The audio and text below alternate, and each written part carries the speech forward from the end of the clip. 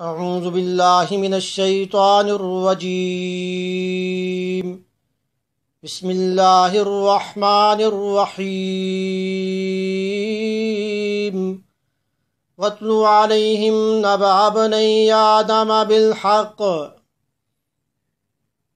اے محمد صلی اللہ علیہ وسلم، آپ ان اہلی کتاب کو حضرت آدم علیہ السلام کے دو بیٹوں حابیل اور قابیل کا قصہ پڑھ کر سنائیے۔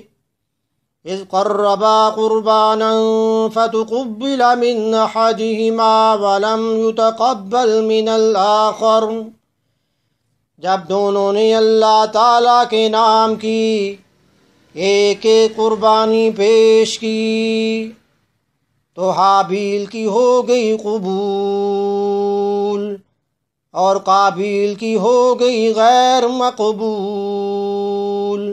قابیل کے ساتھ پیدا ہونے والی بہن حسین و جمیل تھی، حابیل کے ساتھ پیدا ہونے والی بہن حسین و جمیل نہ تھی۔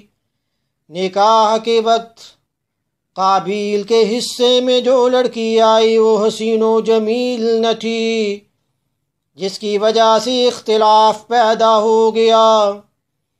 آدم علیہ السلام نے یہ تجویز پیش کی کہ تم دونوں اللہ کے رستے میں اپنی اپنی قربانی پیش کرو، تو حابیل نے اللہ کے رستے میں عمدہ دمبا پیش کیا اور غلہ اور گندم پیش کیا، تو جس کی قربانی قبول ہوتی تھی آسمان سے آگ آتی اور کھا جاتی تھی۔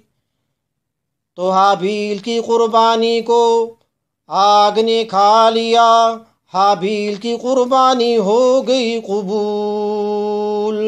تو قابیل نے کہا قال لأقتلنک، کہ ضرور میں تجھے قتل کروں گا۔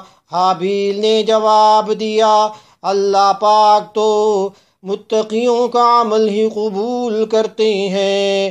قال انما يتقبل اللہ من المتقین، صدق اللہ مولانا العظیم۔